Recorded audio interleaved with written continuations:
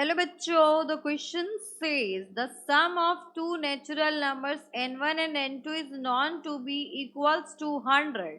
The probability that their product being greater than 1600 is equals to options are 20 upon 33, 58 upon 99, 13 upon 33 and 59 upon 99. So for this question we are using key concept, that is the formula of probability. We know that probability of an event is equals to favorable outcomes divided by total possible outcomes. अब यहाँ पर देखिए favourable outcomes कैसे find out करेंगे। हमें given है कि sum of two natural numbers n1 plus and n2 is not to be 100। That means n1 plus n2 का सम हमें 100 गिवन है and the probability that their product being greater than 1600.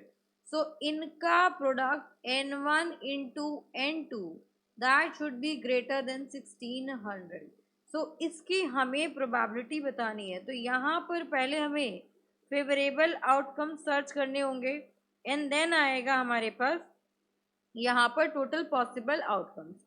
अब यहाँ पर हम क्या करेंगे, n1 की वैल्यू सब्स्टिट्यूट कर दो। So n1 is equals to 100 minus n2। तो यहाँ पर आ जाएगा n1 के प्लेस पे, यहाँ पर n1 के प्लेस पर आ गया आपके पास 100 माइनस n2। तो इसको हम n2 कर देंगे and n1 will be 100 minus n2 is greater than 1600। यही गिवन है हमें कि इसकी वैल्यू ग्रेटर देन 1600 होनी चाहिए।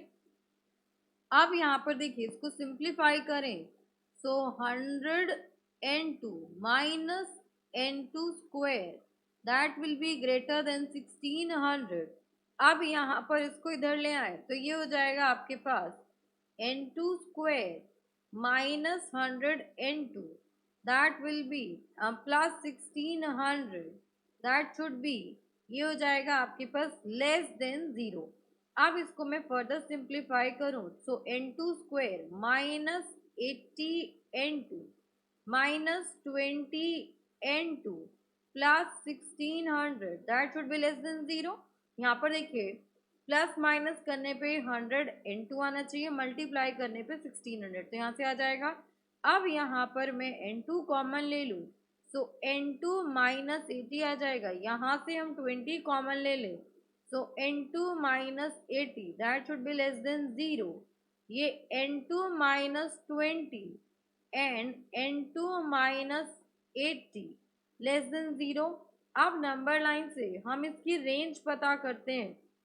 तो यहाँ पर अगर मैं इन दोनों नंबर्स को नंबर लाइन पर रिप्रेजेंट कर दूं तो एक वैल्यू है आपके पास 20 एंड एक वैल्यू है आपके पास क्रिटिकल पॉइंट 80। अब अगर हम 80 से कोई भी बड़ी वैल्यू ले लें, मान लीजिए 100 ले लिया n2 को, सो 100 minus 20 80, 100 minus 80 20, that means value आएगी आपकी पॉजिटिव। सो ये हो गया आपके पास पॉजिटिव। इस इंटरवल में आएगा नेगेटिव देन पॉजिटिव, बिकॉज एक साइन के बाद आपके पास ऑल्टरनेट साइन आता है, बिकॉज इसकी पार जो है वो आपकी ऑड पार है। अब मुझे लेस देन 0 चाहिए, सो लेस देन 0 आपका इस इंटरवल में आएगा। तो यहाँ से n2 का इंटरवल आ गया आपके पास कि n2 आपका किससे किसके बीच में बिलोंग करेगा। सो n2 की वैल्यू आपकी होनी चाहिए greater than 20 and less than 80। ये हो गया आपके पास n2 का इंटरवल, बिकॉज 20 और 80 इंक्लूडेड नहीं होगा, बिकॉज हमें यहाँ पर लेस देन 0 चाहिए। अब यहाँ पर हमें n1 का इंटरवल भी फाइंड आउट करना पड़ेगा। सो n1 इज 100 माइनस n2। अब यहाँ पर क्या करेंगे, हम नेगेटिव से पूरी इक्वेशन को मल्टीप्लाई करेंगे, मल्टीप्लाई बाय माइनस साइन। तो जैसे ही आप माइनस साइन से मल्टीप्लाई करेंगे साइन ऑफ इनइक्वालिटी चेंज हो जाएगा। So minus 20 greater than minus n2 greater than minus 80 Now adding 100 each side. So 100 minus 20 greater than 100 minus n2 greater than 100 minus 80. तो ये हो गया आपके पास 80 greater than, this is your n1 greater than, यहाँ पर आ गया 20. सो यहाँ से आपके पास n1 का भी इंटरवल आ गया. अब हमें क्या चाहिए, हमें सम चाहिए. यहाँ पर कितना सम चाहिए 100. तो अगर मैं वैल्यूज की बात करूं तो यहाँ से आपके पास फेवरेबल आउटकम आ जाएगा. फेवरेबल आउटकम पेयर्स कौन से होंगे आपके पास 20 एंड 80 के बीच में, जहाँ पे आपका सम क्या हो, सम इज इक्वल्स टू 100. अब यहाँ पर देखो, अगर n1 को मैं 21 रखूं तो n2 मेरा 79 आ जाएगा. अगर इसको हम 22 रख दें तो n2 आपका 78 आ जाएगा, बिकॉज सम हमेशा 100 चाहिए. एंड सो ऑन, ये जाएगा आपके पास n1 मेरा 79 हो जाए एंड n2 मेरा 21 हो जाए. तो यहाँ से आ जाएगा आपके पास number of pairs will be equals to 79 minus 21 plus 1. तो ये हो जाएगा आपके पास 59 पेयर्स ऐसे आपके पॉसिबल हैं.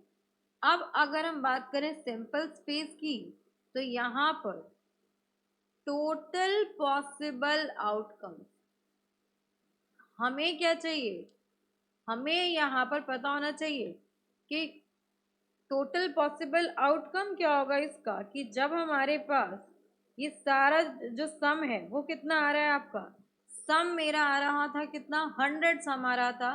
तो उसके लिए टोटल पॉसिबल आउटकम्स होंगे मेरे पास 1 और 99. इसका पेयर क्या देगा आपको, इसका पेयर भी आपको 100 देगा. देन सेकेंड वैल्यू ये हो जाएगा 299, ये पेयर भी आपको 100 सम देगा. And so on up to n1 आपका 99 हो जाए और n2 आपका हो जाए 1. तो यहाँ से भी सम मेरा 100 आएगा. तो यहाँ पर आ जाएगा आपके पास number of such pairs will be equals to 99 minus 1 plus 1, that is equals to 99. So यहाँ पर आ जाएगा आपके पास probability of the event. तो यहाँ पर required event क्या है आपके पास, that is कि सम कितना होना चाहिए, मेरा सम होना चाहिए 100 एंड उनका प्रोडक्ट जो होना चाहिए वो ग्रेटर देन 1600 आना चाहिए. तो वो हो जाएगा प्रोबेबिलिटी ऑफ इवेंट ई से रिप्रेजेंट कर देंगे, that will be equals to favorable outcomes upon total possible outcomes. So this is our required answer. अब यहाँ पर ये आपका रिक्वायर्ड आंसर हो जाएगा 59 upon 99. So that is your option number D. So for this question, option number D is our final answer. Hope you understood it very well. Thank you so much. Best of luck.